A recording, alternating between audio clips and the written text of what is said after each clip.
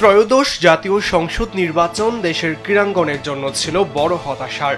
পুরো দেশের ক্রীড়াপ্রেমী ও ফুটবল প্রেমীদের চোখ ছিল ঢাকা ১৬ আসনের দিকে, কারণ এই আসন থেকে লড়েছেন জাতীয় ফুটবল দলের সাবেক অধিনায়ক আমিনুল হক। তবে মাঠের চ্যাম্পিয়ন আমিনুল রাজনীতির মারপ্যাচে জিততে পারেননি। তবুও তার ভক্তদের জন্য আসছে সুখবর। গুঞ্জন রয়েছে বাংলাদেশ জাতীয় ফুটবল দলের এই সফল অধিনায়ক হতে পারেন ক্রীড়ামন্ত্রী।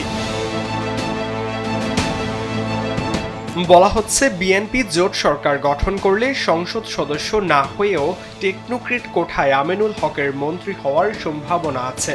এমনকি ক্রীড়াপ্রেমীদের দাবি, এই মুহূর্তে আমিনুলের চেয়ে যোগ্য ও ত্যাগী আর কেউ নেই। চরম উত্তেজনাকর লড়াইয়ে জামায়াত ইসলামের প্রার্থীর সাথে মাত্র ৩,০০০ ভোটের ব্যবধানে হেরেছেন আমিনুল। তবে এরপরও টেকনোক্রেট কোঠায় তাকে মন্ত্রী বানানোর কথা ভাবা হচ্ছে, কারণ ক্রীড়াক্ষেত্রে অবদান রাখার সকল গুণই আছে তার মধ্যে। আমিনুলের এমন পরাজয় মানতে পারছেন না খোদ তার সতীর্থরাও। আমিনুল প্রসঙ্গে তার জাতীয় দলের একসময়ের সতীর্থ বিপ্লব ভট্টাচার্য বলেন, আমিনুলের হার মেনে নেওয়ার মতো নয়। সর্বোপরি খেলোয়াড় হিসেবে তার সাফল্য ও পরিচিতি কোনো কিছুতেই তার হার কাম্য ছিল না।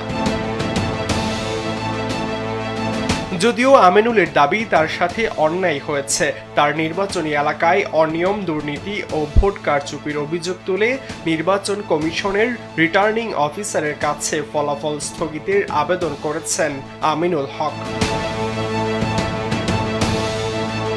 বাংলাদেশ জাতীয়তাবাদী ক্রীড়া দলের আহ্বায়ক ও দাবারু নিয়াজ মোরশেদ বলেন, শুধু খেলোয়াড় ও জনপ্রিয় ব্যক্তিত্ব হিসেবে নয়, রাজনৈতিক নেতা হিসেবেও যোগ্য ছিল আমিনুল।